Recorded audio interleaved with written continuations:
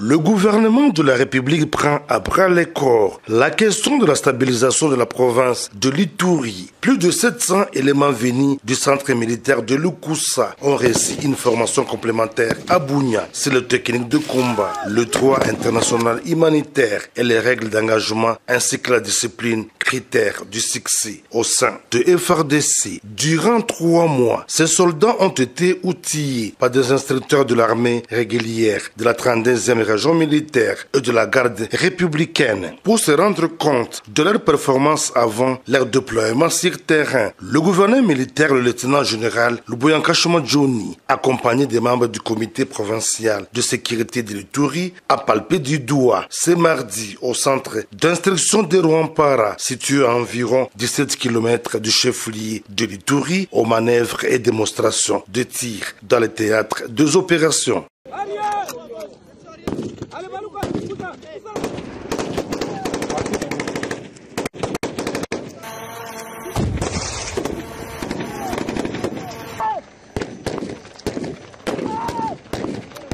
Occasion pour le commandant des opérations militaires en Ituri, le lieutenant général Luboyanka Johnny, de rappeler aux groupes armés réfractaires au respect de leurs actes d'engagement des processus de paix. Dans les cas contraires, ils seront mis hors d'état de nuire, prévient l'autorité provinciale. Que ce soit les groupes armés locaux ou étrangers, les gens ont signé des actes d'engagement.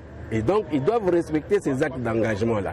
Si vous ne respectez pas les actes d'engagement, bon, on va vous engager, nous allons vous neutraliser. Hier à Drodro ou avant-hier à Drodro, vous avez vu que ceux-là qui sont venus, qui n'ont pas respecté les actes d'engagement, mais on les a traités comme tels. Et nous avons perdu des civils pour rien parce que les gens veulent jouer à la provocation.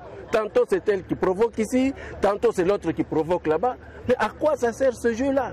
Non, abstenons-nous. Hein? Il faut avoir l'amour pour notre province. Je le répète encore, il faut avoir l'amour pour notre province et l'amour pour la population.